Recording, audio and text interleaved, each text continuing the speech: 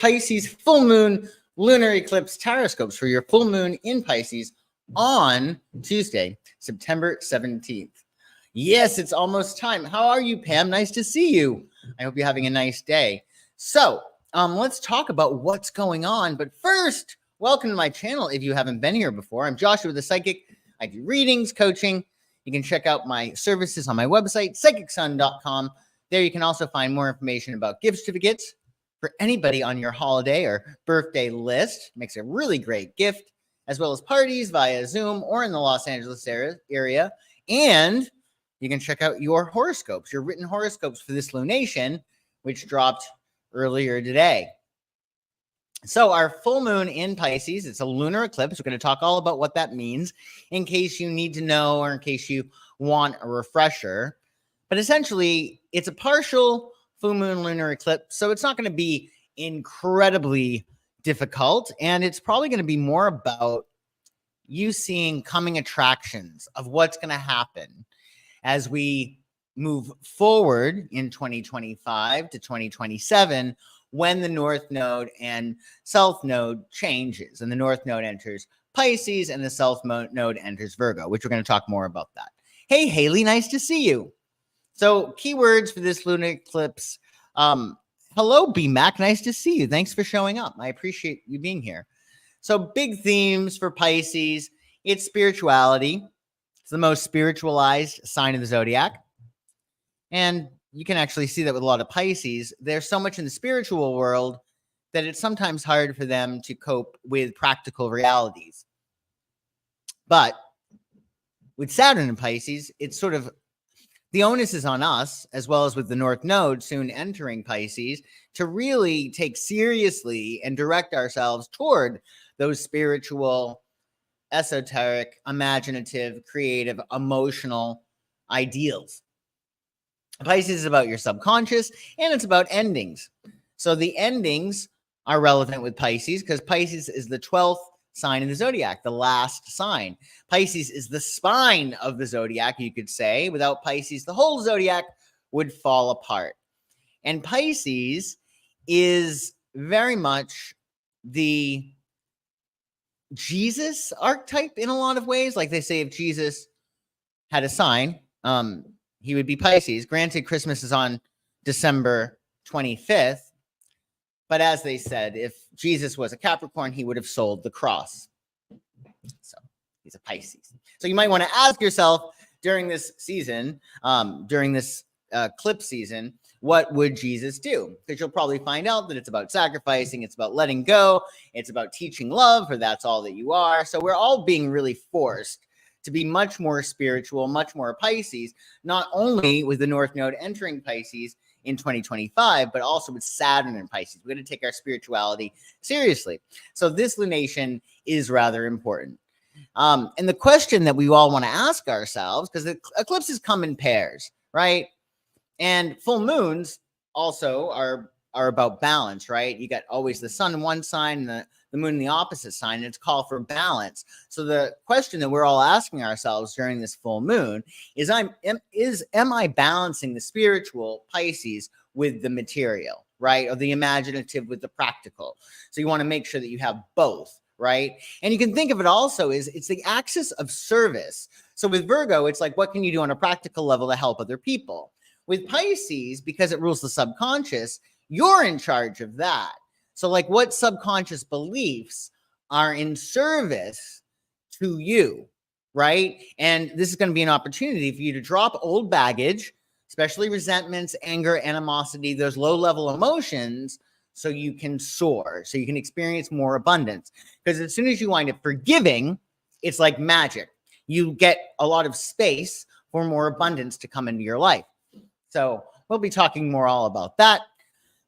So just to give you a quick refresher, a lunar eclipse occurs when the Earth passes between the sun and the moon, casting a shadow on the moon, making it appear red or darkened in the sky. A full moon, of course, occurs when the moon is positioned directly opposite the sun fully illuminated by its light. During a lunar eclipse, we can see the Earth's shadow move across the moon, which can either be a total, partial, or penumbral eclipse. This is going to be a partial one. And during a full moon, the entire face of the moon is illuminated and there's no shadow cast upon it. And a lunar eclipse is much more rare and dramatic than a regular full moon, offering a unique visual experience for sky watchers. And in 2 weeks, we're going to have the solar eclipse in Libra, which we'll talk about. So Pisces, as a sign, it represents intuition, dreams, spirituality, and emotional depth. It focuses on imagination, compassion, and your inner visions. It's the opposite of Virgo. Virgo is all about practicality, analysis, and detail. The eclipse in Pisces, it will highlight the balance between the spiritual and the emotional. And you want to allow yourself to really look at the balance between the imaginative, creative, and then the practical, the realistic. And you'll find that obviously there's a link, right? Because even though the opposite of Pisces is Virgo and the opposite of Virgo is Pisces, they're extremes, right? And two opposites are actually the same, but at different degrees. So if you can even consider that whole concept of as above, so below being like on Earth, the practical realities, well, what you visualize in your mind, you're going to be able to bring it down to Earth and materialize it. Because what you have in your imagination is life's coming attractions. And that's what this full moon is really about. This lunar eclipse really is going to give you a hint of what is to come. And it's going to be pretty cool, actually.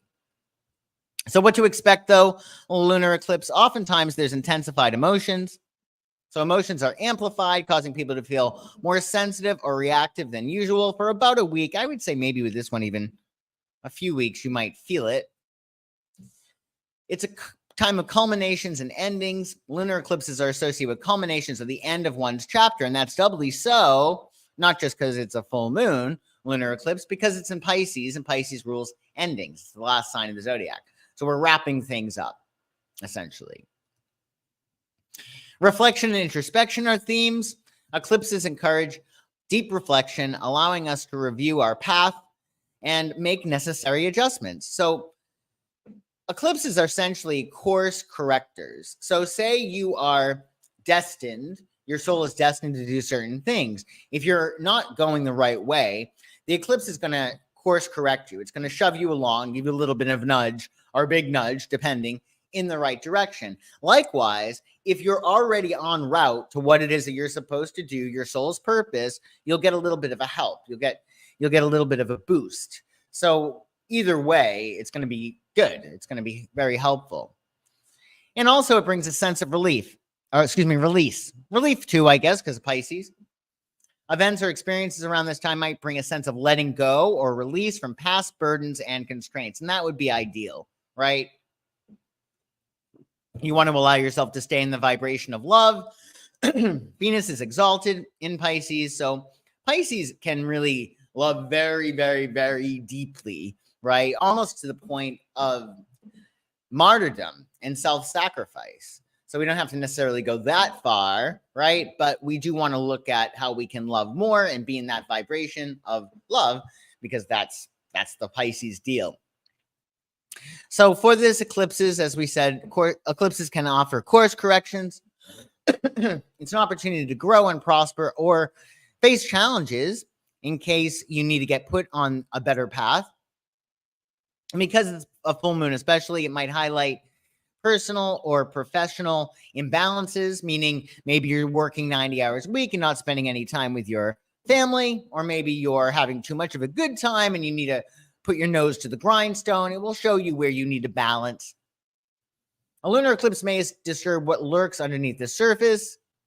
So be sure during this time to tend to your spiritual regime, take care of your energy. You might want to meditate, nature walks. And because the eclipses in Pisces, you may want to take long baths, enjoy saunas, longer showers with intention. Swimming would be great. Any rituals involving water, drinking more water, eating more fruit, because that water is going to help you during this time. And the ruler of the eclipse, of course, because the ruler of Pisces is Neptune, its traditional ruler is Jupiter, which is very nice. But the contemporary ruler of Pisces is Neptune, and Neptune is conjunct Pisces, this eclipse, and Neptune, as we said, ruler of Pisces. So what this means is it's going to really heighten that Neptunian Piscean vibration, which is good, but you know, every good comes with its warning labels, right?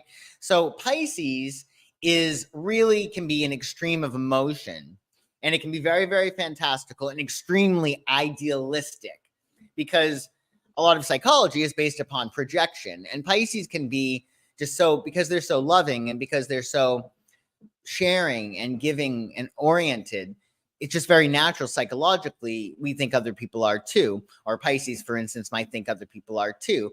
So it's important to make sure that you're not deluding yourself, and you need to actually look at things square in the face. So we could become a little bit too idealistic. We might have rose-colored glasses. So you just want to keep grounded and make sure that you're balancing that Neptune energy with, say, the Mercury energy, or the Pisces energy with, say, the Virgo energy. You want to make sure that you're being an adult, that you're being mature, and you're being responsible.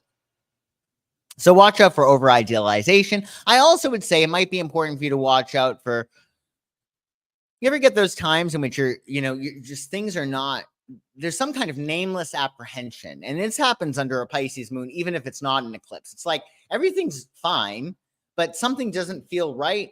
That's the Pisces energy, because the Pisces energy, it opens up our subconscious, and fears that are unfounded or unnecessary, they might come up. So it might be at times for people a dark night of the soul, but you want to allow yourself to let it pass, let it flow through you, and then you'll feel better afterwards, because usually it's much ado about nothing, thankfully.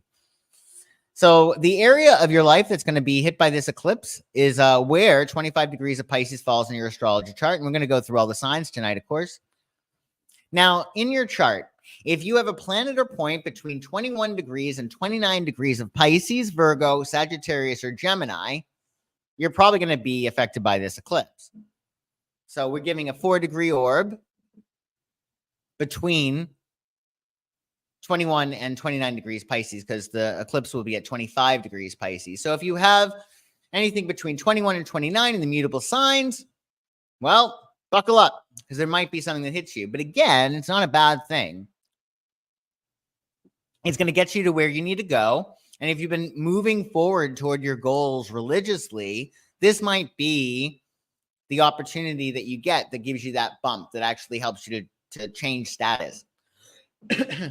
You may want to revisit significant life changes or events between 2006 and 2007, if you can remember that far back. This is when the North and South nodes were in Pisces and Virgo, respectively, because similar themes are probably going to reemerge. If you can remember back, God love you if you can, back to September 2006, that's the last time we had a North Node eclipse. The North Node was in Pisces, and that was the last time we had a North Node eclipse in Pisces. So if you can think back to what was going on in September of 2006, those themes are likely to reemerge. If you can't, well, maybe try to eyeball it, like what was going on in 2006, 2007, because those themes are likely to come up again. Also, you know, what might be easier is for you to look back to the last new moon that we had in Pisces, which was on March 10th, 2024. Because if you set intentions during that time, by this time, the full moon in Pisces, you might see evidence of manifestations. You might see your wins. And it's kind of cool when that happens. When, you know, if you have your list and you're like, oh, I did this. I did accomplish this. Oftentimes what winds up happening is that's good, because it incentivizes you, and you're like, okay, yeah, I put this on my list. I actually achieved it. That's awesome. Of course, there might be other things on your list that you've yet to achieve, but when you win something from that intention list, it gives you that confidence to know, no, I've manifested this. So I always encourage manifestations. During eclipse season, we don't want to light candles or do anything like that. I typically wouldn't. If you follow me, you wouldn't necessarily do that under a full moon. You would under a new moon, but we won't be doing that under the next new moon, which will be in Libra, a solar eclipse, because you don't want to mess with the energy. It's a little bit unpredictable, and you just want to let things happen. Let the universe have its way with you during this period.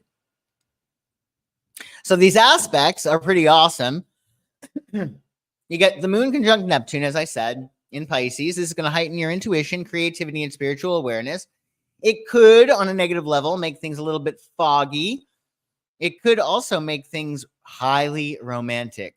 If you're an artist, this is a great transit. If you are a romantic, you could have one hell of a nice time over the next few weeks, because it's heightened emotion. And I would also say that aesthetics are probably going to be really heightened too.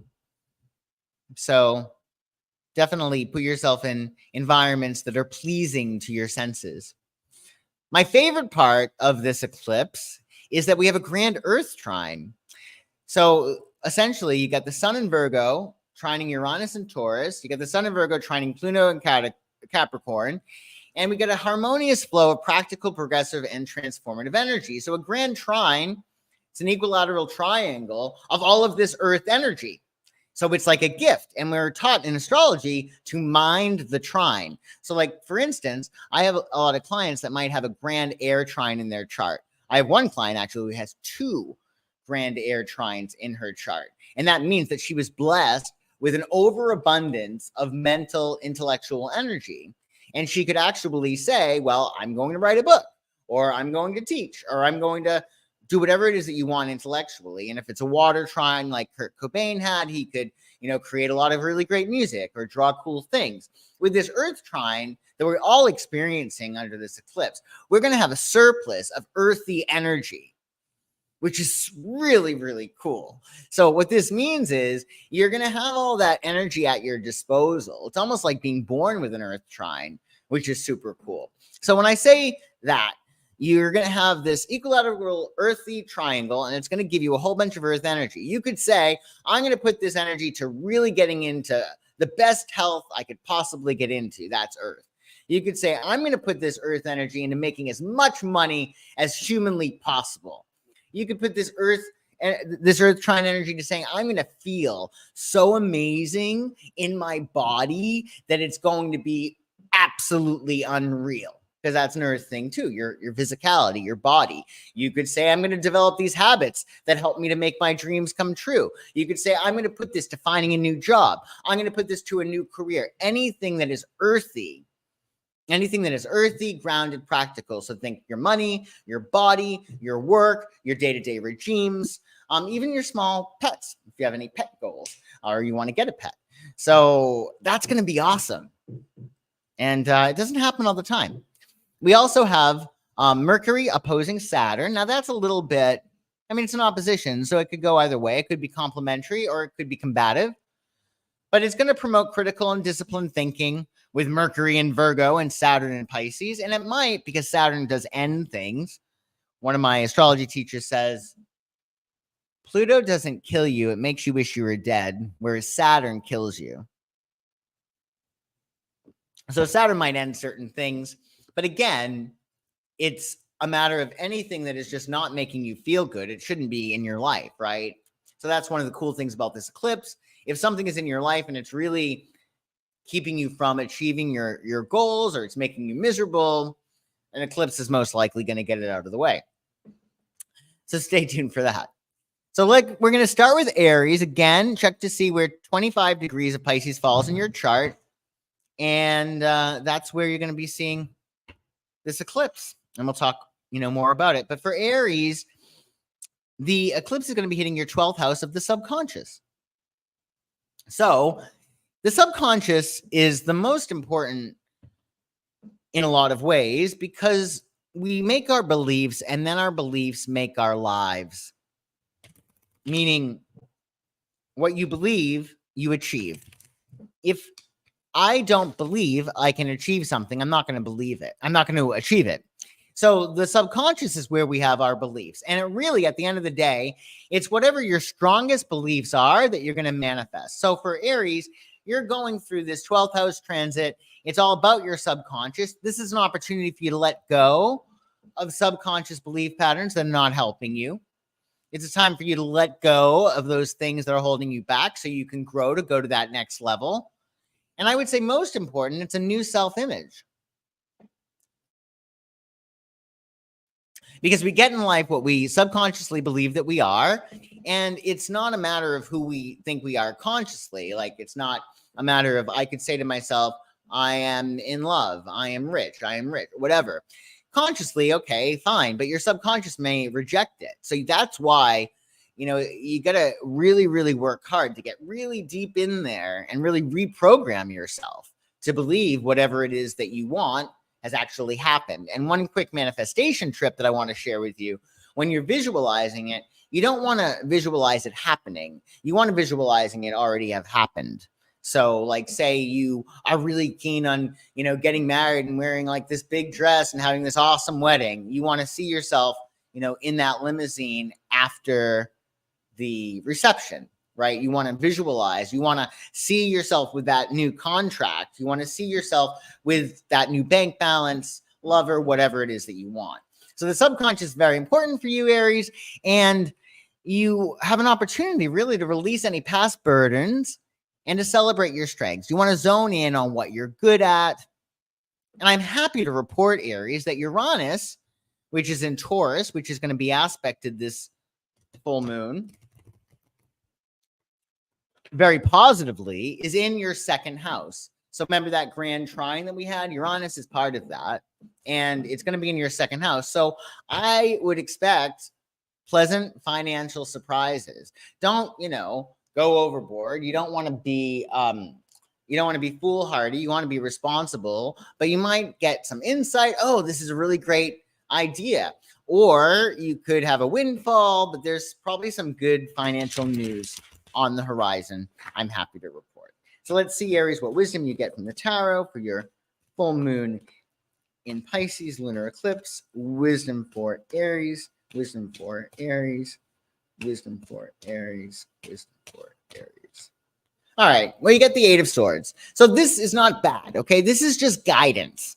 You might be overthinking, right? In this card, this woman is like playing victim, right? Her hands are actually tied in the back of hers, meaning she could untie herself. But this is like overly, like, thinking too much and over intellectualizing things. It's like you paint yourself in a corner. And the law of attraction, if you worked with me or studied with me, even our thoughts are like attracts like. So like one negative thought creates more negative thoughts, and then before you know it, you have all these negative thoughts. That's what this is about. So you want to just make peace of mind your only goal.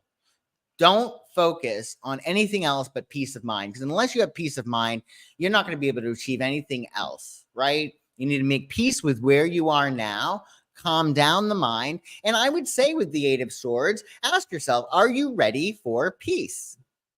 Because a lot of people, they're just not ready for peace. So they put themselves in these dire situations, highly dramatic at times, or they overthink.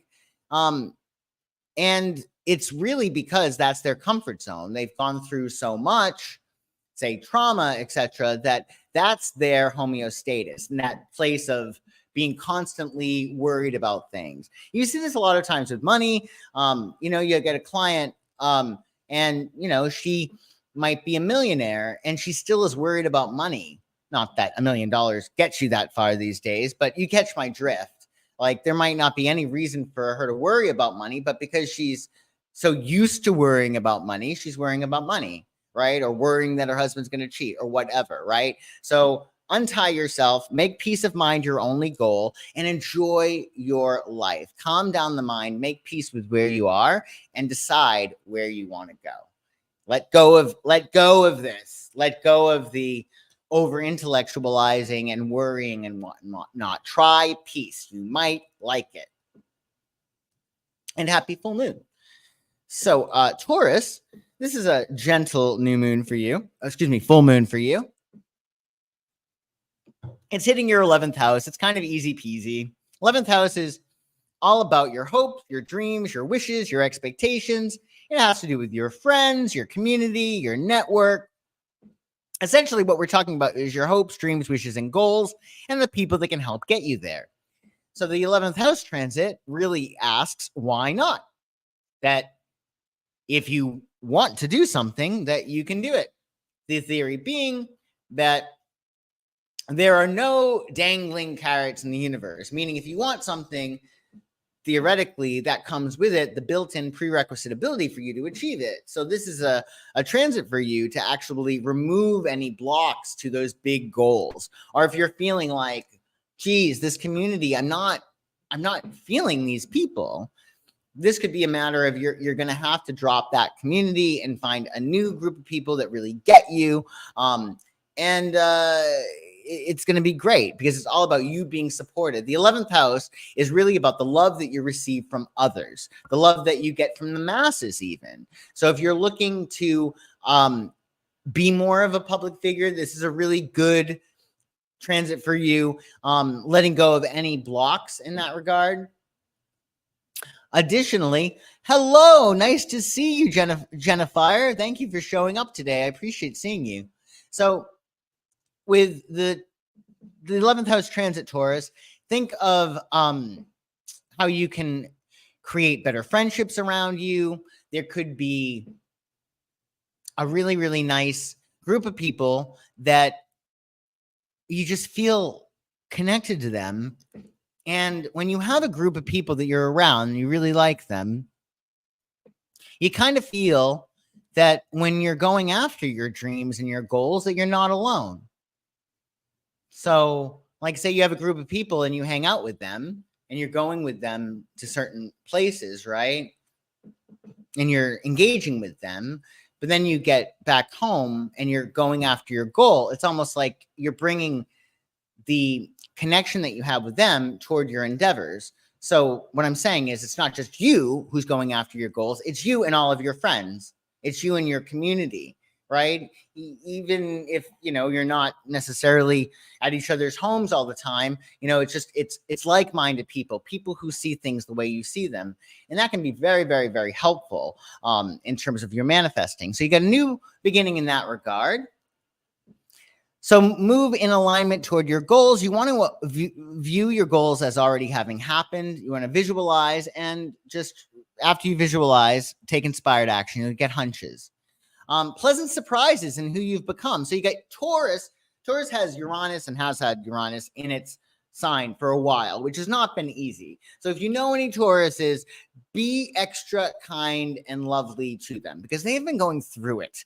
Out of all the signs to have Uranus in, Taurus is probably the worst because they're the most stubborn, they're the most fixed, they're the most anti-change, and Uranus is all about change. So it's been a really bad joke for them. But because Uranus is in your first house, Taurus, and it's aspecting this full moon quite positively, you're going to probably surprise yourself. Have you ever done that? Have you ever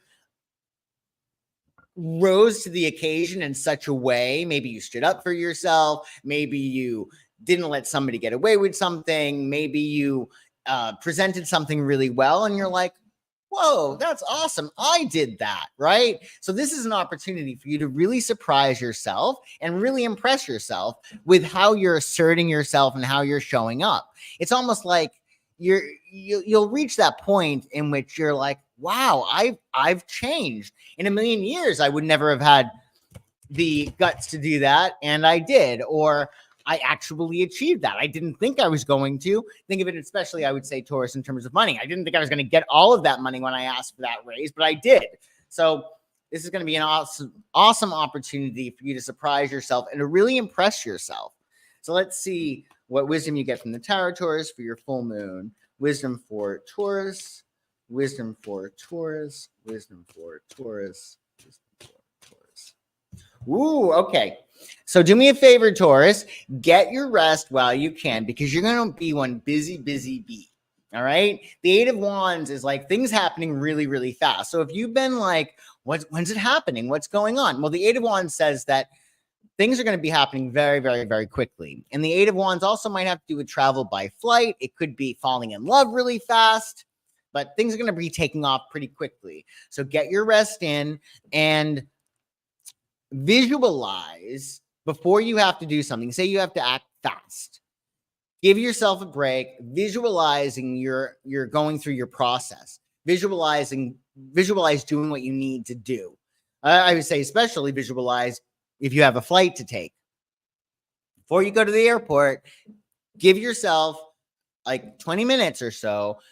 Fill your heart up with love. Let it penetrate your body. Go out into the universe. Send that love to everybody on the roads. Send it to the TSA people. Send it to the pilot. Send it to the passengers on the plane. Send it to your stewardesses or whatever. And the people who are going to greet you, the people at the hotel, whatever. Make life easy for you, right? So when you visualize and you send that love, you're entering the vibration of love. And most people are not going to do that.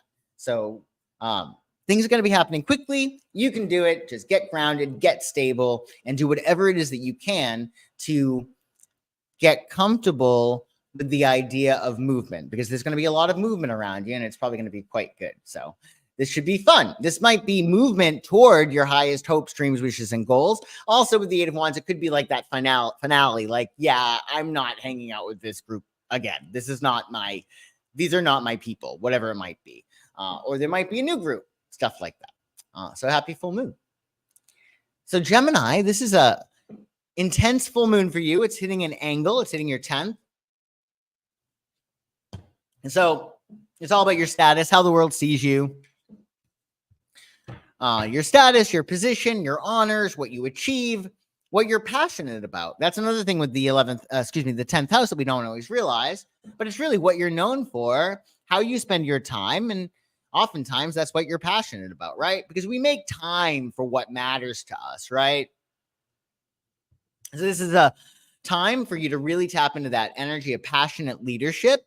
It could be a time in which you're getting recognition and you're being called out for notice and you're being told you're number one, you're the best. And we're talking about dynamic careers too. So you might be like, okay, yeah, I'm not really into this anymore. I want to do this, right? So there might be a change in your status. There might be a change in your professional endeavors. So let go of any doubt during this transit, Gemini, and trust your aspirations. What lights you up? What lights you up? And that's going to be really cool. So what also is cool, Uranus is actually traveling through your 12th house. So Uranus shakes things up, and the 12th house has to do with your subconscious. And as we spoke about before, if you were listening to the other sign, subconscious is super important because that's where your beliefs, your hidden beliefs, your subconscious beliefs are stored. So at the end of the day, it's what you really, really believe is possible that you're going to be able to manifest. So, and that's on a subconscious level. So with Uranus there, all you need is a little bit of a tweak in your brain. And you're like, oh, I could choose a reality in which this was easy. Say you've been trying to do something and it's been really, really, really difficult. Well, you're stuck in a loop because you have in your head that it's difficult. All you need to do this transit with Uranus going through your 12th house, do a little bit of tweaking. What if there was a reality in which this was super easy for me? And then if you believe that, it's going to become an apparency, because oftentimes we're just used to complaining.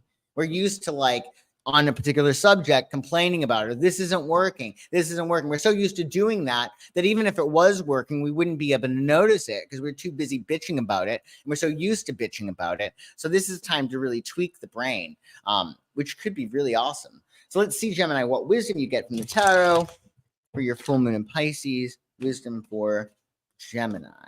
Wisdom for Gemini. Wisdom for Gemini. Wisdom for Gemini. Well, look what popped out of the deck. 3 of Cups. So this is all about celebration. It's all about abundance. So you know what you might want to do? Visualize yourself celebrating. Like whatever you want to achieve, visualize yourself celebrating. Because as we had said, when we're in the process of trying to make something work, we can sometimes get stuck in the problem. Why isn't this working? And we're so used to flowing our energy and expressing that dissatisfaction that it becomes a habit. It's almost like, choreography. If you're, doing a dance over and over again, for a particular event, well, even when you're at the supermarket, you're probably going to start doing that dance there because your body is used to it. It's like muscle memory. So same thing with this. If you can get in the habit of celebrating every day, you're going to have more things to celebrate because the body is the unconscious mind. So you might want to ask yourself, what would my body feel like if I achieved this? How would I feel physically different if I got this? Because the body cannot lie. And you can trick the subconscious mind into thinking something has already existed by letting your body play that role. Like Shakespeare said, we're all actors, world's a stage, etc. So enjoy that. I also would say, Gemini, with the Three of Cups, the 3 A's, the triple A's, if you're looking to manifest: acknowledge, appreciate, and allow. So acknowledge is acknowledging what you currently have. There are people that have so much less than we do. And you got to acknowledge what you have. Because he who hath will have more. He who hath not will have what he has taken away, or something like that. That verse in Matthew, right? You got to acknowledge what it is that you have and how abundant and blessed you are. Then the second A is appreciate. Not only do you want to acknowledge it, but you want to appreciate it.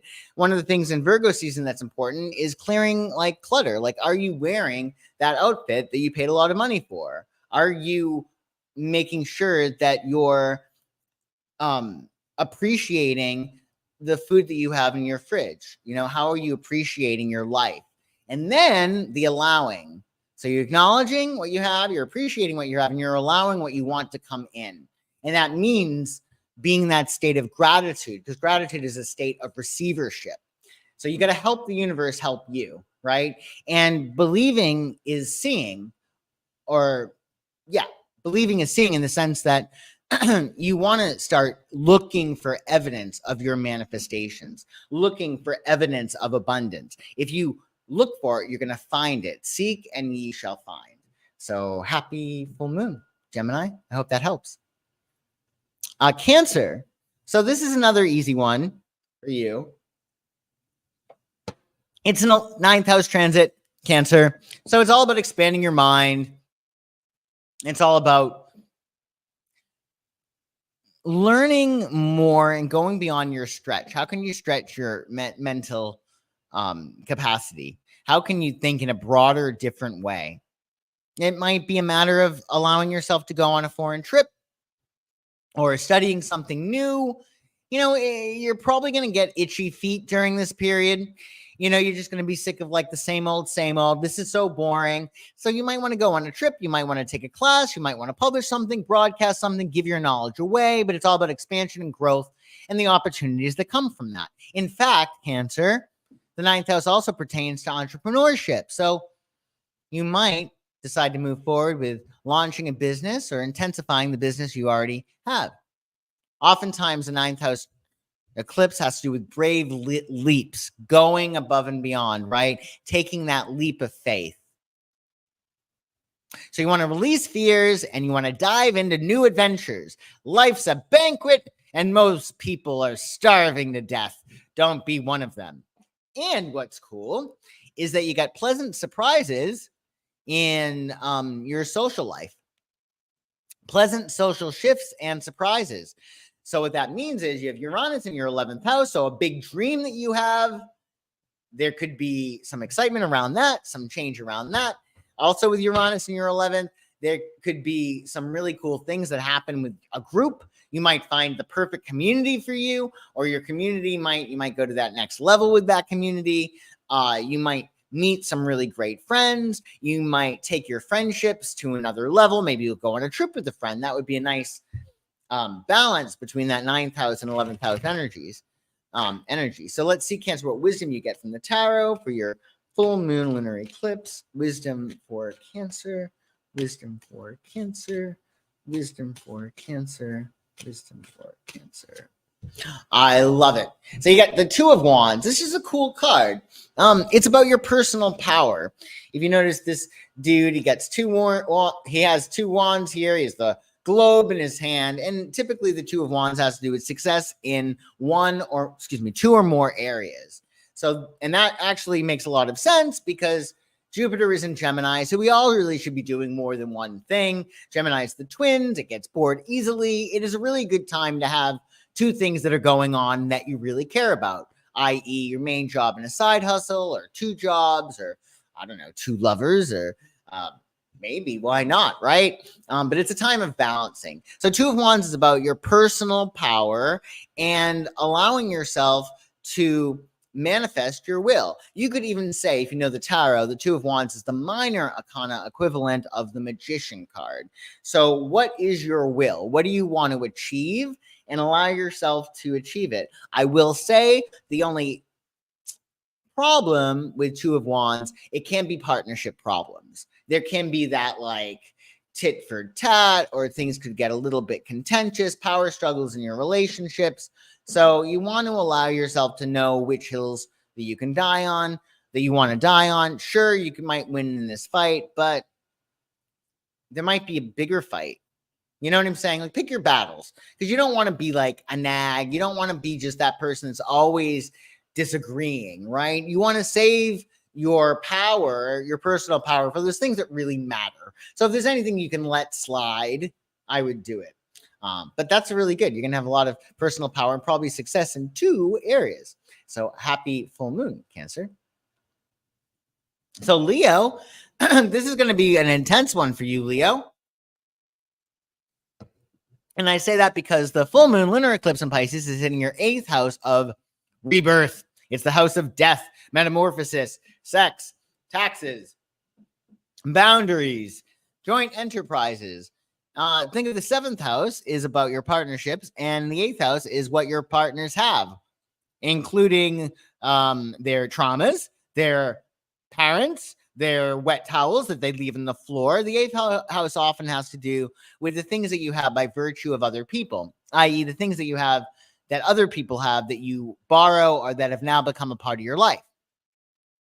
Oftentimes it could be like an ex, even, you know, you both have children together, or you both, you know, have something connected. So essentially, during this period, Leo, you want to allow yourself to transform and allow the old you to die so you can be reborn like the phoenix from the ashes and determine what your next level of life is going to be like.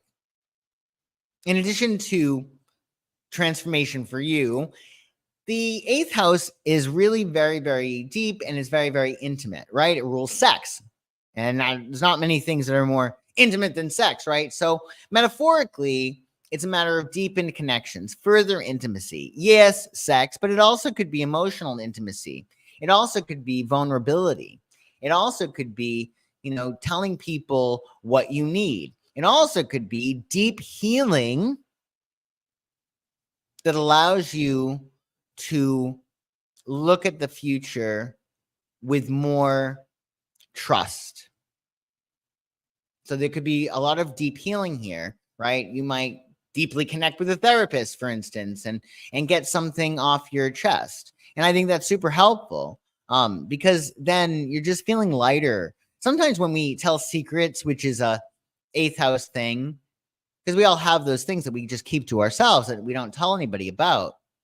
But when we let them go and we talk to them with a friend that we trust, or relationship, or even a therapist, there's almost like this sense of weight that's been lifted. So give yourself that luxury. And boundaries. That's another theme for the 8th house. So essentially, it's a matter of, if something makes you feel bad, we'll put up a boundary. If something makes you feel good, we'll drop your boundary. You might be able to make some great gains, right? So let go of hesitation and prioritize mutual growth. And that's what you want to do. You want to essentially move forward and grow with whomever you're with. And what's nice is Uranus is hitting your 10th, because Uranus is in Taurus, and it's really well aspected this full moon, which means that you could have some professional surprise around you that is very, very nice. i.e., you could get called out for notice, or you might be called to get a promotion, or you might say, you know, for whatever reason, I think I'm going to just check out Indeed and see if there's a new job. And like, before you know it, you're like, oh my goodness, this is like perfect job for me, right? So there's career advancements. I would just look for those. This is definitely a time with Uranus in your 10th to move forward professionally and determine what it is that you want to do on that, for that next level in your career, because there's some great help there. So let's see, Leo, what wisdom you get from the Tower for your full moon in Pisces. lunar eclipse. Wisdom for Leo, wisdom for Leo, wisdom for Leo, wisdom for Leo. Oh, Knight of Cups. I love it. So the Knight of Cups suggests that the spirit of romance is going to enter your life. You might be the Knight of Cups and delivering love to somebody. You might be the recipient of a Knight of Cups vibration. But essentially, the Knight of Cups is about achieving an emotional or creative ideal. So if you're an artist, this is like, oh my God, this is the perfect representation of what I wanted to create, be it a painting or a story or whatever. If you're looking to fall in love or you're looking for romance in your life, this is a very good sign. I would just encourage you. This card, by the way, is ruled by Pisces. The Knights are the mutable signs in the Rider-Waite, and the Knight of Cups is Pisces. So you want to allow yourself to think about what emotional ideal is for you in the different areas of your life. So think, okay, what is going to make you Nine of Cups? Because the Knights in the Tower are throned on the nines. So what's going to make you feel like Nine of Cups? What's going to make you feel like over the moon, happy and excited? What does that job look like? What does the relationship look like? What does the house look like?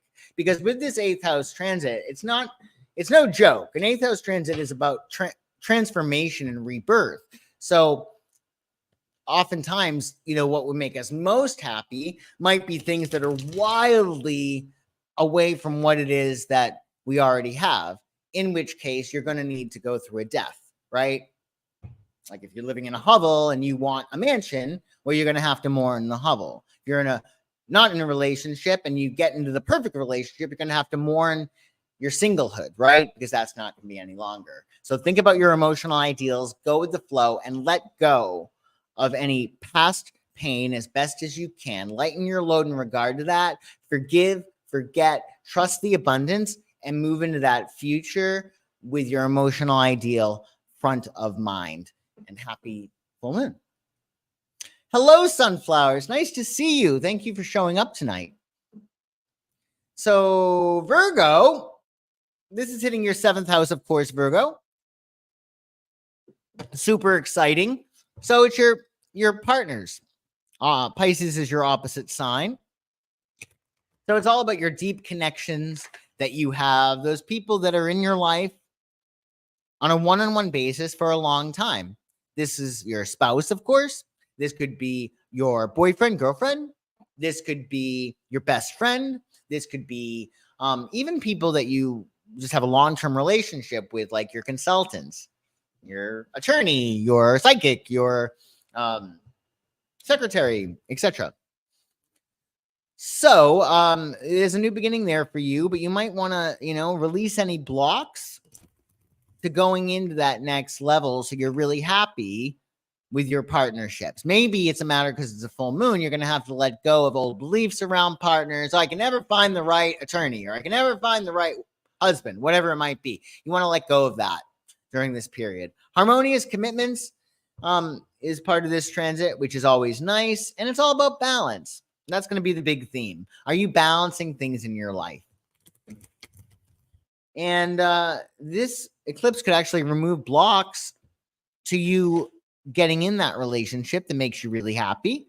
And it also could remove a relationship, one that is just no longer working for you. But as some might say, there are no bad relationships, just some that last longer than others.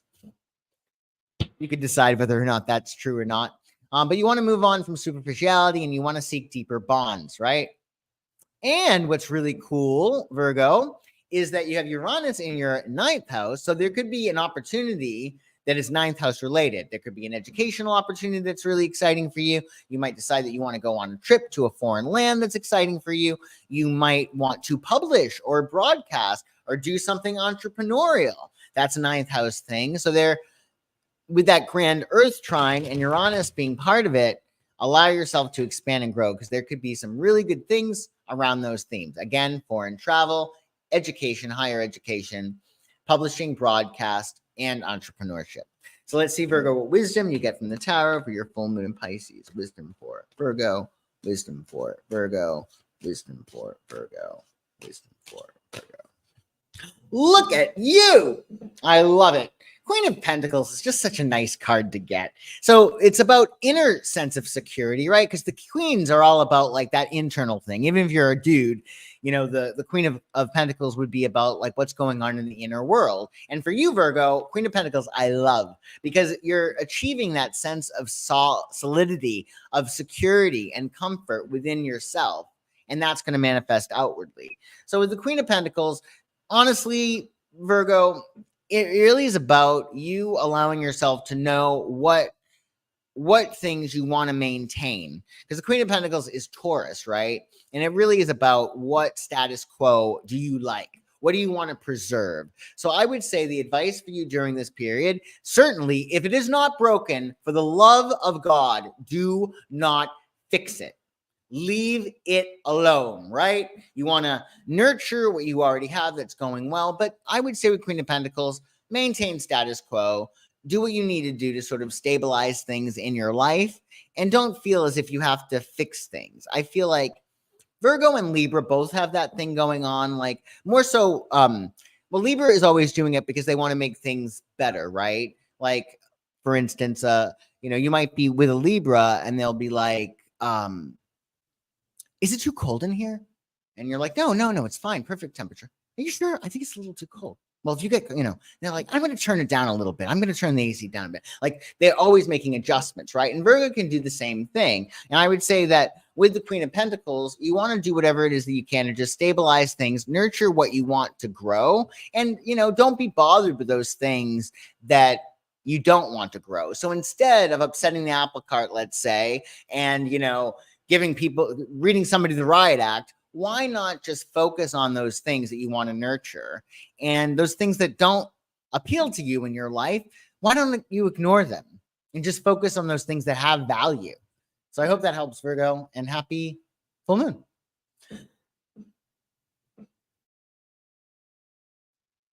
Libra, happy full moon, lunar eclipse in Pisces. This is a 6th house one for you, which is really, really nice, actually. So the 6th house has to do with what you do day in and day out. It's the nuts and bolts of your day-to-day operations.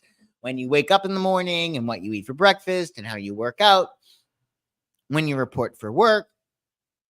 So there's a new routine that might be around you during this time. And that means essentially that with the lunar eclipse in the 6th, you might decide that, you know, I don't want to go to this place anymore for coffee. Or you might say, you know, I'm going to, you know, quit doing this. I'm going to do this instead. Or you might find a new workout that you just really fall in love with.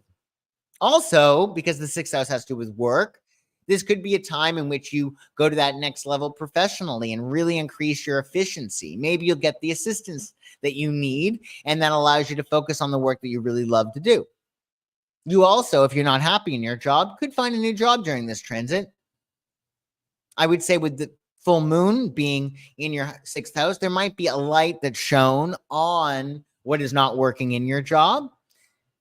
And you want to celebrate your life. You want to celebrate your well-being. The 6th house is everything that you do daily, and it's our habits that make our lives, right?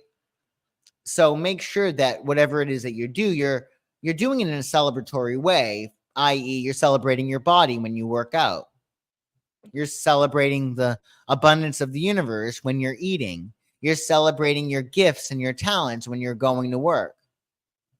You're celebrating your skills when you're doing a good job, right? So make it all very celebratory. That's going to create a vibration of happiness within you and around you, and it's going to help you to attract new things. Your day-to-day lifestyle should be really, really enjoyable, and it should be a celebration. With that in mind, this could be a time which you're letting go of old habits, and that's going to allow you to rejoice in new routines. And I'm happy to report, Libra, that Uranus, which is well aspected this full moon, it's in that grand trine, is in your 8th house. So there could be some really good developments when it comes to 8th house matters. That's investments, that's intimacy, that's joint enterprises or resources. It also could be healing, psychological healing. Like, for instance, you might realize like, oh, this is always the story that I'm in.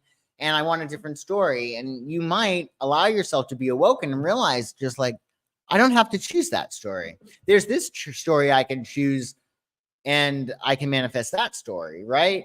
So that's really nice. I would definitely say, especially with Uranus in the 8th, this could be a really great time for you to get to that, that next level of ecstasy, of pleasure even, and wealth. So, allow yourself to be illuminated by Uranus. And let's see what wisdom you get from the Tarot, Libra, for your full moon in Pisces. Wisdom for Libra, wisdom for Libra, wisdom for Libra, wisdom for Libra, wisdom for Libra, Libra. Well, you got the Four of Swords. So this card essentially means that you want to take a little bit of a breaky break. You got to take a little bit of a rest. Four of Swords is important. And this makes a lot of sense, actually, because your birthday season is going to be coming up and you're going to be really, really, well, you're going to be the star of the show. So think of it like this. You're going to have a big performance coming up, right? Or series of performances. Because when the sun enters Libra, you're on. Like, that's you. So with the Four of Swords, you want to allow yourself a little bit of time, quiet contemplation, quiet the mind. Sometimes people say with this card, it's the mind watching itself. So if you imagine yourself doing that, if you're watching your own mind, then you're going to have peace of mind, right? So you want to quiet down the mind during this period, get extra rest. Don't feel like you have to do anything. I would say sometimes Four of Swords is like, it's a warning and it's time for you to definitely rest up, especially if you feel like you've been working too hard. Remember, the sun is in your 12th house, right? Granted, the moon is transiting and it's going to be in your 6th, but the sun is in your 12th, which is essentially a time in which you want to allow yourself extra rest and sleep and doing whatever it is that you can to relax so you're ready for your birthday, right? So you're processing a lot of stuff in your subconscious during this period, a lot of beliefs, everything that's happened over the past 12 months, 11 months. So you want to give yourself that extra rest. Extra sleep would also be good because there's some great things that are coming for you and you want to make sure that you're well rested. And when we're also well rested, we tend to be more positive. We tend to make better decisions and you're going to be more likely to be aligned with your goals. So you get those ideas. So much of manifestation really has to do with the actions that we take based upon the ideas that we just get. Like you're in a good space, you're in a mood, I think I'm going to call this person, because at the end of the day, it's your action that creates your reality. In any case, with Four of Swords, get your rest and happy full moon. Scorpio, this is a nice transit for you, a nice 5th house transit. House of pleasure. It's also called the house of affection, house of children. If you have any children, it's your creation. So it could be your art projects, your passion projects, anything that really lights you up and makes you feel like a little kid and really happy. Look at what I created. Or my child is the brightest child ever. Whatever it might be, right? It also can do with romance. It's a very like teenager type transit for you in terms of relationship. This is not about tying the knot or getting married so much as having a really, really intense, fun affair or dating, right? So it's more going to the movies than going to the altar. And it's all about joy. How are you expressing your joy? Maybe there's some things that you're going to implement in your life that bring you more joy. Likewise, that might be a matter of there's certain things that are not bringing you joy that you need to say bye-bye to. Passionate pursuits. This is going to pave the way for you to have more passion in your life. Again, always want to follow your excitement and really create adventures. Be that sex. Sex is very creative, right? It's the most creative act when you're making a child. It could also be, coming up with cool plans, things to do with your friends, and your family. And it could be artistic projects, etc. So you want to release any reservations you have and savor life's delights.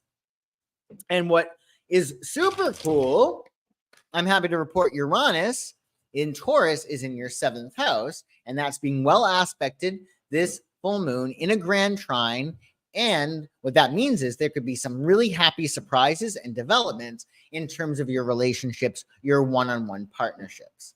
So if you're looking to get married or you're looking to find a perfect partner for anything, you can really make some great strides this full moon. So let's see. But I also will say that, remember, it's a full moon. It's a letting go transit. So there might be certain things that you need to release in order for that to come to the surface, right? Even if it's like in your head. So I'm not saying, for instance, you quit your job before you find a new job. I wouldn't advise that. But I would say what you want to do is you want to emotionally allow yourself to walk away from the job, right? You want to detach from the job, and then you wind up leaving the job, right? Same thing with the relationship, etc., etc., etc. So let's see, Scorpio, what wisdom you get from the tarot for your 5th house transit. Wisdom for Scorpio, wisdom for Scorpio, wisdom for Scorpio, wisdom for Scorpio, wisdom for Scorpio. I love it. So this is your card. One of your cards, Scorpio, Queen of Cups. The queens are the fixed signs of the zodiac, and the cups are water. So this is Queen of Cups. This is you. So when you look into a body of water, what do you see? Well, you see your reflection. Likewise, because you're so honest and vulnerable and open, when you're talking to somebody, they see themselves like a body of water, as if they were looking into a body of water. When they look at you, they see themselves reflected. And that is why you're so compassionate, because you show people who they are, because you're a reflector, you're a water sign. A Scorpio's physical presence alone can be a healing, right? And the advice really with the Queen of Cups is to maintain that sense of emotional integrity. If you're feeling something, that's okay. And I don't think I have to tell Scorpio that. They're pretty okay with the way that they feel about things. But the point being with Queen of Cups, you want to be honest with yourself about how you feel. Sometimes, especially with fixed signs like Scorpio, we don't realize that we might be in a situation that is not really working for us. But because we're stable, or because we're used to our process and our routines, we might not let the conscious mind realize, I do not want to be in this relationship. I'm miserable. I'm miserable in this relationship, or I'm miserable in this job, or I'm miserable in this neighborhood, whatever it might be. So you want to be honest with yourself. Is anything not cool? Is anything not bringing you joy, or is it sucking the joy out of your life? But because you are stable, and because you are into your routines and you are consistent, there might be some things that need to go away that you're holding on to just because it's a habit. So I would say just be honest with yourself during this period and allow yourself to connect with those people that will love you unconditionally and that will support you and support your emotional needs. You're so good at supporting other people. Be sure to have your own back and be honest with how it is that you feel. You might want to journal this period, etc. And happy full moon.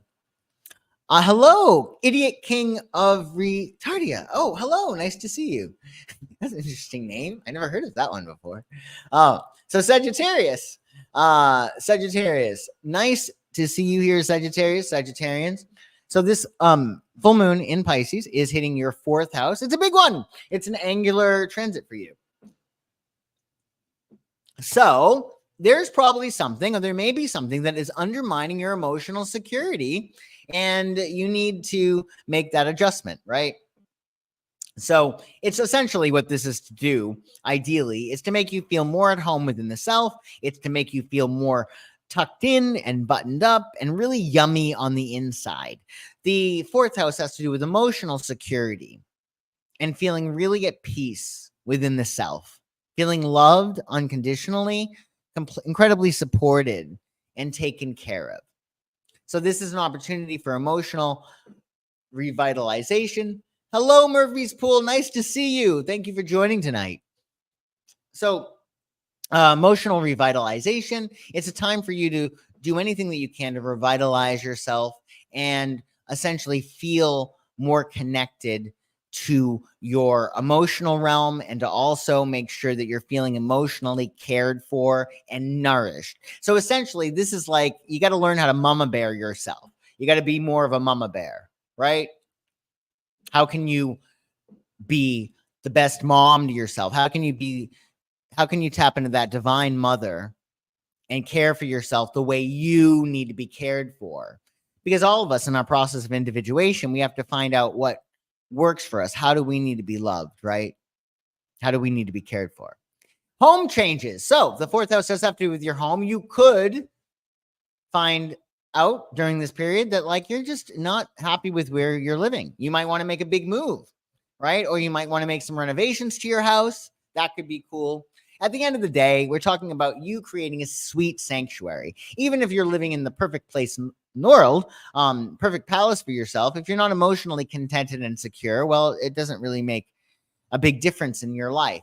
So you want to make sure that your inner world is at peace and that your outer world reflects that, or your outer home, right? Because we take our home around with us wherever it is that we go, right? We take our home around wherever we go. So you want to remember that anything that you can do to nurture yourself emotionally is going to help you. And then that emotional comfort that you give yourself, well, that's going to be externalized. And that's probably going to result in a house or the furnishings that you have for your home. Additionally, I'd say let go of any negativity during this full moon transit and fortify your sanctuary. So do whatever you can to make sure that your home feels like a place where you can recover, rest, and recuperate. And what's really nice, you do have Uranus in your 6th house. Uranus and Taurus is in your 6th. So what that means is that with that beautiful grand trine that we have, that Earth trine, and Uranus being in it, with Uranus in your 6th, you're probably going to have some pleasant surprises when it comes to either your day-to-day regime, or it could be some pleasant surprises regarding your job, your work. So things might get a lot comfortable for you, or you could change jobs. You could be like, well, I wasn't looking for a job, but this one wants to pay me a lot more, etc. Or there could just be changes on the job front that are very advantageous to you. So let's see, Sagittarius, what wisdom you get from the tarot for your full moon in Pisces. Wisdom for Sagittarius, wisdom for Sagittarius, wisdom for Sagittarius. Well, you get it too. You get the Four of Swords. Libra got this card too.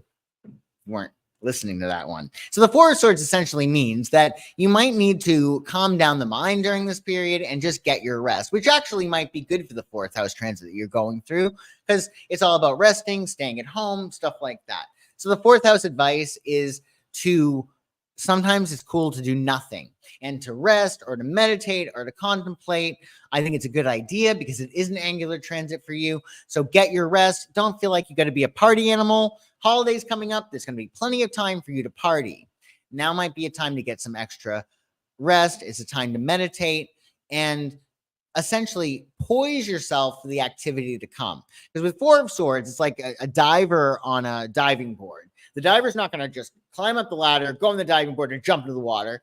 They're going to climb up the ladder, and they're going to poise themselves when they're on the top of the ladder for the burst of activity that is to come. So pretend you're on that ladder, and you got to get in that place of repose before you make your move, before you make your leap, make your jump, or you get involved in a lot of activity. So quiet down the mind and do whatever you can to get some extra rest.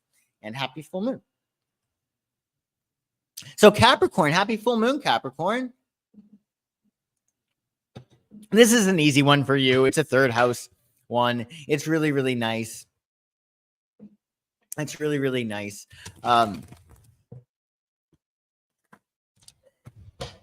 You're going to get an opportunity this full moon lunar eclipse to really work with your brain. And of course, the brain is super important. Like how you think affects your emotions, how your emotions affect what you do, right? So it's your thought creates your emotions create your actions, because we act from where we are emotionally, i.e. if I don't think this is going to happen, I'm not going to waste my time doing it, right?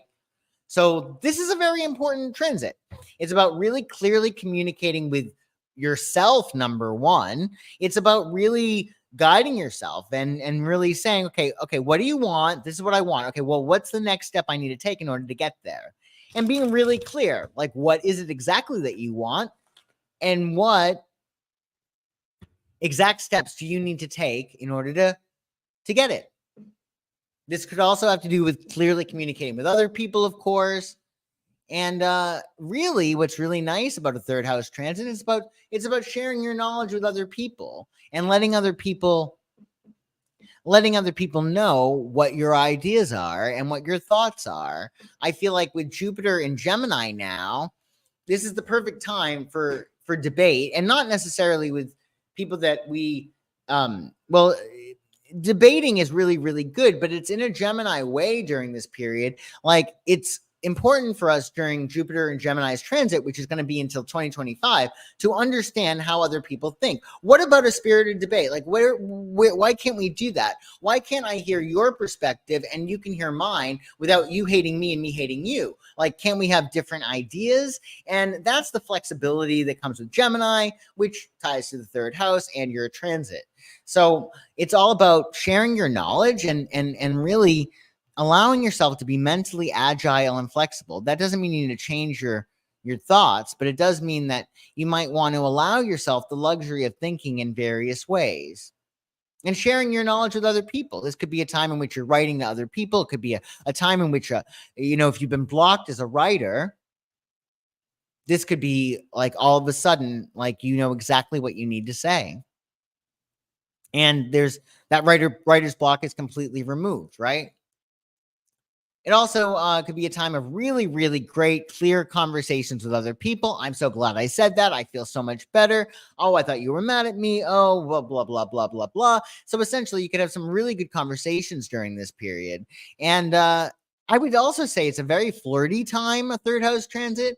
So if anything is lackluster in your life, if you keep going to the same places and you're like, oh, I got to go down this road again, I got to go to this coffee shop again, let those things go. Right? And really think about, what's exciting. Because if you're excited about going to a particular place, and that's what the third house has to do with too, it's your day-to-day communications, your dry cleaners that you go to, where you pick up the groceries, your route to work. The third house really involves a lot of stuff. It has to do with your mindset. It has to do with your communications with other people. It has to do with your siblings, your neighbors, your neighborhood, short distance travels, a lot of things. But it's all about your brain and how your mind is set, your mindset. So release hesitations and share your brilliant ideas and messages. And I am so happy to report, Capricorn, that Uranus, which is in a beautiful, beautiful grand trine, is hitting your fifth. So what that means is essentially that you could have some really good surprises creatively. Like all of a sudden you're like, oh, I have this great idea, or you're having a lot of fun doing things that you really enjoy. I also would say with Uranus in the fifth, if you're not looking to get pregnant, well, do take proper precautions, because Uranus in the fifth being activated could give you a baby, which is not a bad thing, obviously, but you just want to be prepared for that. And I also would say with Uranus in the fifth, you could meet somebody and fall in love. You could really revitalize even a relationship that you're in. You're like, okay, well, I've been in this relationship for a while now, and we want to spice things up in the bedroom. Well, this is a very good aspect for Uranus in the fifth. So enjoy Uranus in the fifth. Get freaky with it, as they might say, and enjoy yourself. And let's see what wisdom you get, Capricorn, for your full moon in Pisces. Wisdom for Capricorn, wisdom for Capricorn, wisdom for Capricorn, wisdom for Capricorn. I love it. So the Hierophant, essentially the Hierophant, the message is you sometimes got to do the right thing, and you sometimes got to follow the leader. Are you the leader here, or are you having to follow another leader, or do you feel compelled to follow another leader, right? The Hierophant is about not disrupting the status quo in a way, doing whatever it is that you can to align with those people and things that resonate with your own values, because the Hierophant is all about your values. So I would say that you really want to think, especially in terms of your third house transit, the Hierophant can also be messages. Like you think of the 10 Commandments as a Hierophant thing, right? Because it's a doctrine, right? So you might want to think about what you're teaching through your writing. What values are you teaching, right? What are you teaching other people? Because the Hierophant also has to do with teaching. So I would say the big thing for you with the Hierophant, do the right thing. Allow yourself to be a leader. Allow yourself to determine what values or mores are important to you. Make sure you're following them and follow leaders who might lead you further down that route.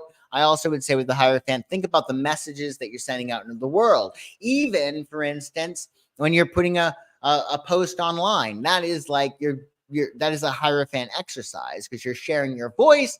The Hierophant refers to Taurus in a lot of ways. It's ruled by Taurus astrologically. Taurus has to do with the throat chakra. The throat chakra obviously is connected with our thinking and our communication. So all of it ties together. I'd say the big thing is do the right thing and be a good example.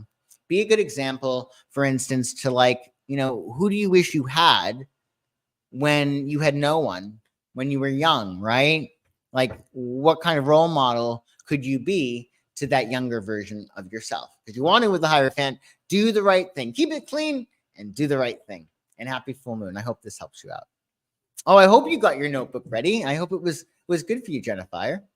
Yes, we do.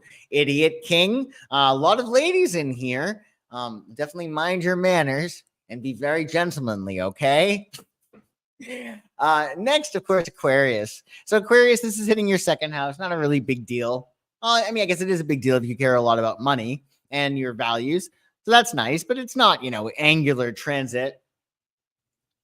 Your values might be shifting and you might be like, okay, well, I've been putting energy into this, but I really don't care that much about it. What am I doing?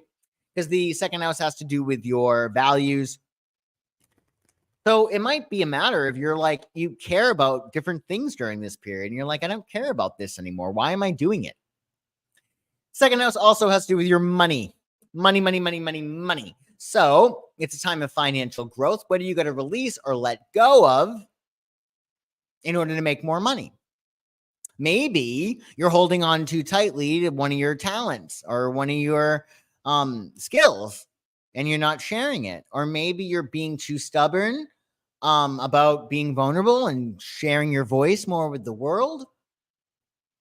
Maybe you need to, explore what talents you want to share or what you want to develop during this period, because talent a long time ago. Oh, that's right. Sorry, Murphy's Fool. I totally forgot. There were a lot of ladies in there, but you're not a lady at all. You're a gentleman.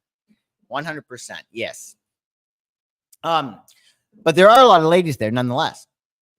In any case, Aquarius, this is a time for you to grow your money, right? And you can do that by exploring your talents and your abilities, however you can. And there might be some new passions that you develop during this time. Because again, in the old days, talent was a unit of measure. Like you would give a talent as like $1, right? And then you get something in return. Nowadays, what we do is we share our talents with the world, and then we get compensated with talent as well. So release old boundaries and welcome new financial opportunities. There's going to be some opportunities that are coming for you. There's going to be some blocks that are released most likely. And lucky you, Uranus, which is in a beautiful grand trine, very, very well aspected this full moon, is in your fourth.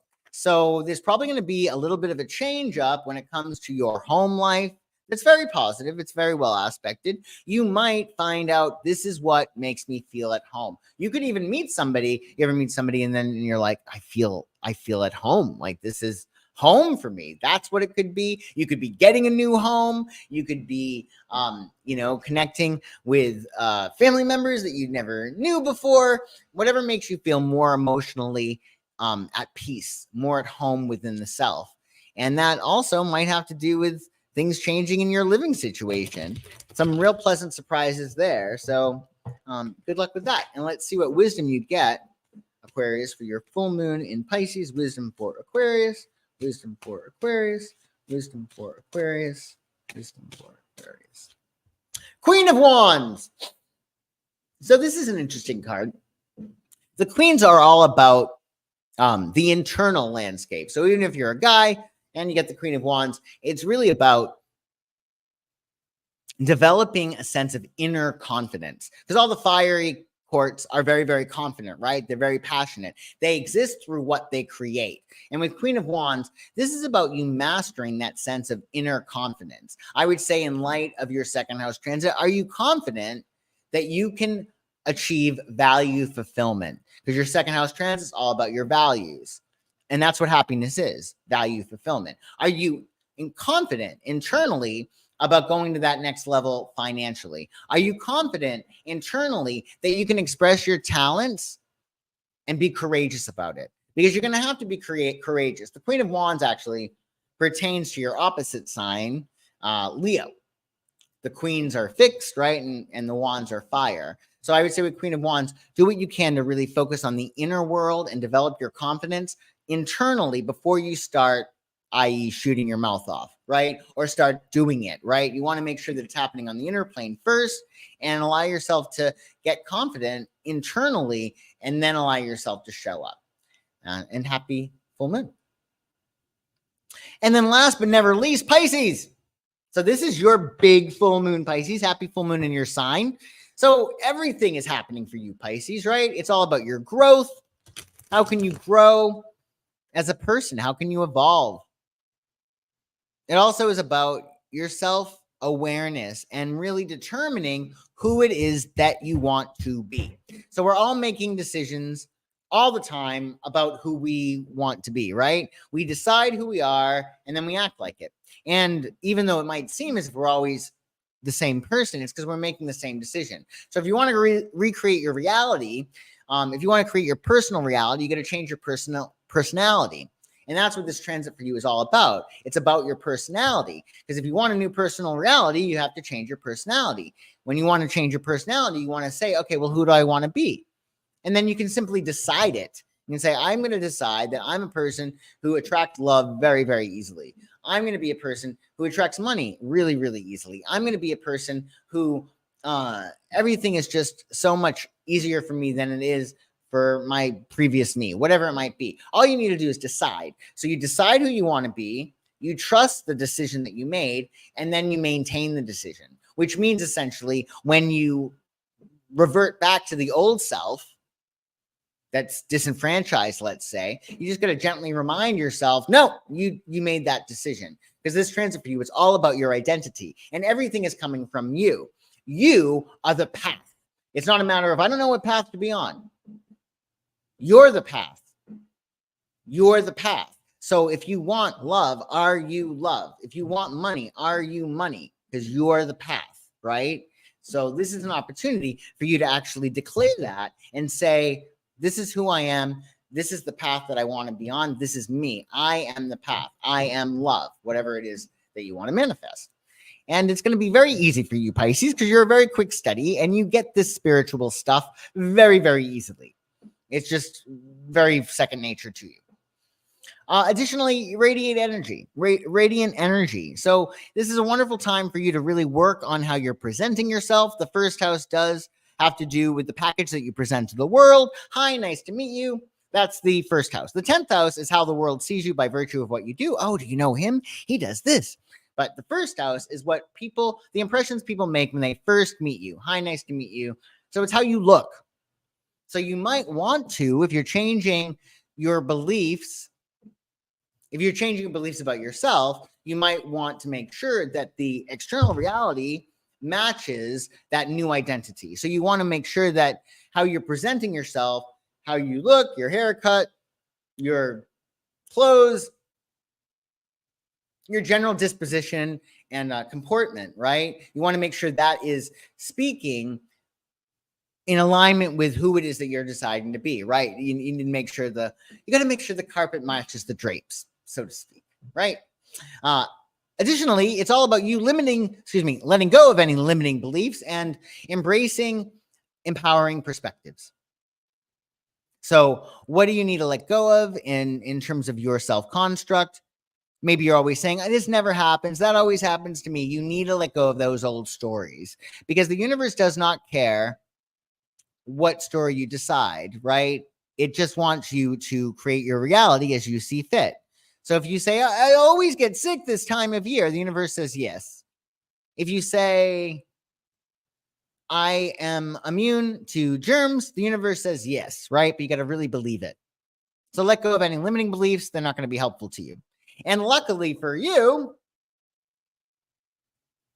you got Uranus in your third house. So your day-to-day interactions could be very, very cool. You could find a whole bunch of money on the road, on the way to the dry cleaner. You could meet people on a regular basis who really light you up. You could be in a new communication cycle and you're doing things on a regular basis that bring you a lot of joy and satisfaction. You also could be writing more, learning something new. That could be a third house thing.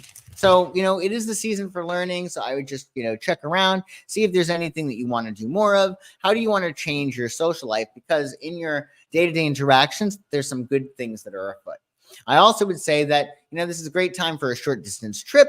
Well, not right now, but it's a good time to plan one or make a list of those trips that you might want to go on. I wouldn't necessarily, if you can help it, travel on the eclipse. It's sometimes good to just let things go. And as a general rule, it's better to react to something or respond to something more specifically than to take initiative. But let's see, Pisces, what wisdom you get from the tarot for your full moon in your sign. Wisdom for Pisces, wisdom for Pisces, wisdom for Pisces.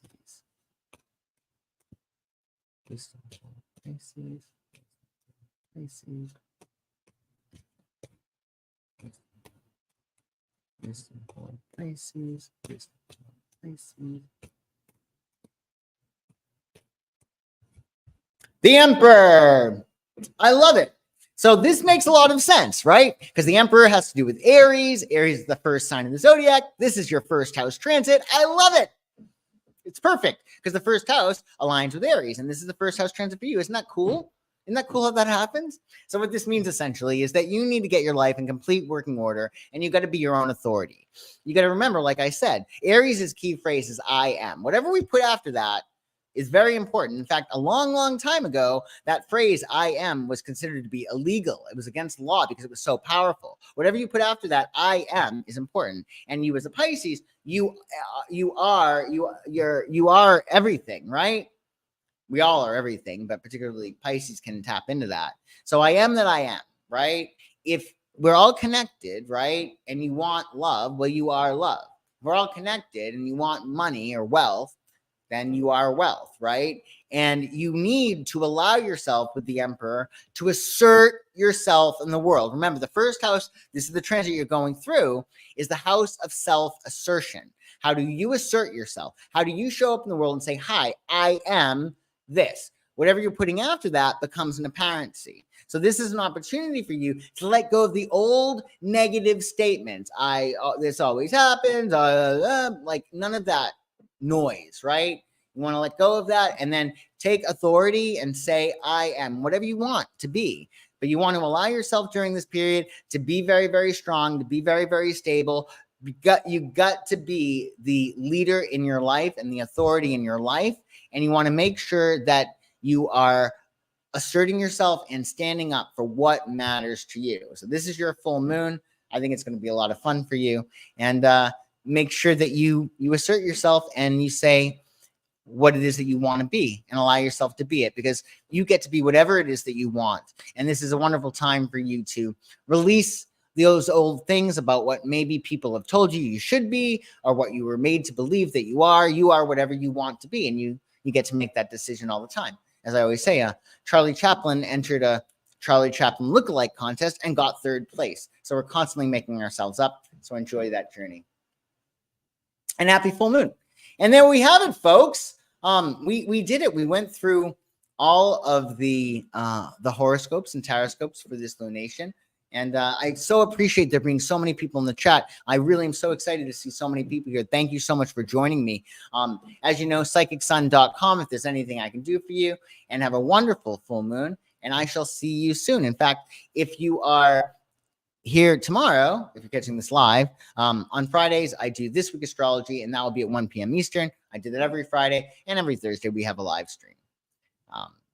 Cool. Oh, you are Jennifer? Powerful message for us in the message.